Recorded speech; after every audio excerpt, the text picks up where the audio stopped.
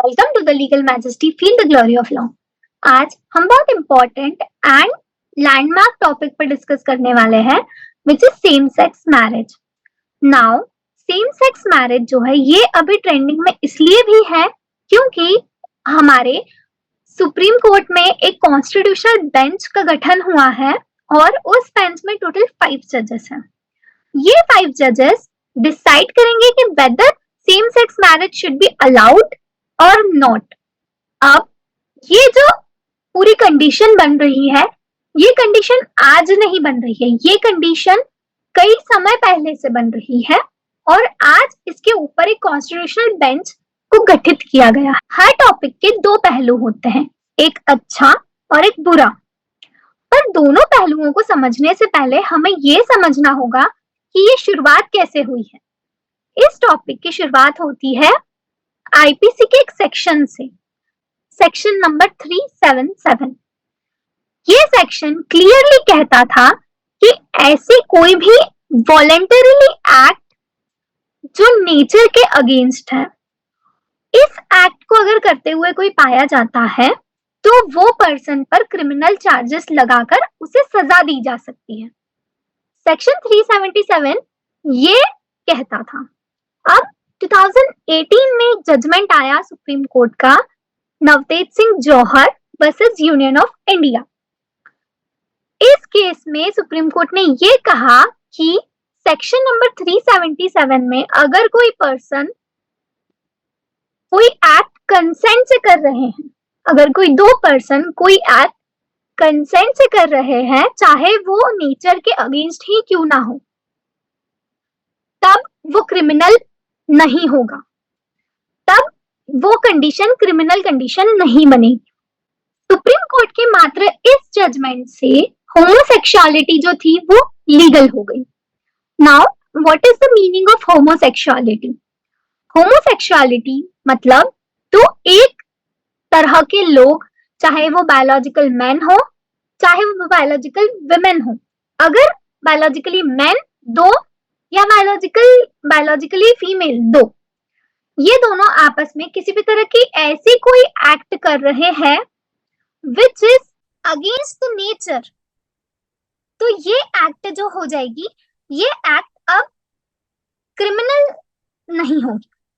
जब भारत में homosexuality legal हो गई तो होमोसेक्सुअल पीपल जो करीब 25 लाख के आसपास है इंडिया में, इन लोगों ने एक डिमांड रेज करी और वो डिमांड ये थी कि हमें मैरिज का राइट भी दिया जाए।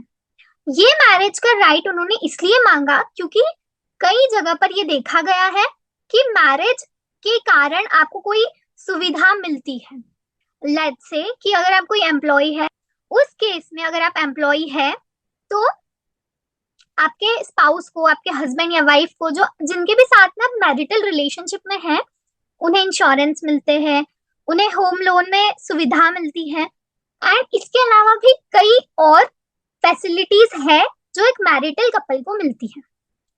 तो इसी तरह के राइट्स एंड बेनिफिट्स पाने के लिए 2.5 मिलियन जो होमोसेक्सुअल पीपल है, इन लोगों ने डिमांड रेज करी कि हमारे देश में सेम सेक्स मैरिज अलाउड होना चाहिए। सेम सेक्स मैरिज के ऊपर 2 तरह के व्यू हैं। एक व्यू है स्टेट का, state which is central government, and second तरफ है सुप्रीम कोर्ट। तो स्टेट का कहना है कि सेम सेक्स मैरिज अलाउड नहीं होना चाहिए। उन्होंने इसके पीछे तर्क दिया है कि ये सोशली एक्सेप्टेबल चीज नहीं होगी। अगर हम सेम सेक्स मैरिज अलाउड कर देते हैं तो इंडिया एक कल्चरल कंट्री है और ऐसे कंट्री में ऐसी जो चीजें हैं ये एक्सेप्टेबल नहीं होगी। सेकेंडली, स्टेट ने ये कहा कि ऐसी जो चीजें हैं सेम सेक्स मैरिज के जैसी, ये वेस्टर्न कल्चर से आई है और इंडिया में मैरिज को एक सैक्रामेंट, एक संस्कार के तौर पर माना गया है और ये संस्कार, ये जो चीज है, ये एक बायोलॉजिकली मैन या बायोलॉजिकली फीमेल, इन दोनों के बीच में ही हो सकती है, ना कि होमोसेक्सुअल कपल्स के बीच में। दूसरी तरफ जो हमारे इंडिया के चीफ जस्टिस डी.वाई. चंद्रचूड़ साहब, उनका कहना यह है कि gender is more than genitals. Gender का मतलब सिर्फ ये नहीं होता कि आप बायोलॉजिकली मैन है या बायोलॉजिकली फीमेल है। बायोलॉजिकली मैन या बायोलॉजिकली फीमेल ये आपका सेक्स होता है। जेंडर का मतलब होता है आप भले फिजिकली कैसे भी हो, बट आप अंदर से कैसा महसूस कर रहे हैं, ये होता है जेंडर का एक्चुअल मतलब। मतलब हो सकता है मैं बायोलॉजिकली फीमेल हूँ, बट मतलब मेरा जो सोचने का नजरिया है, मैं लड़कों के जैसा रहना पसंद करती हूँ, मुझे बॉयज की तरह एक्ट करना पसंद है, तो ये हो सकता है ये जेंडर में आता है।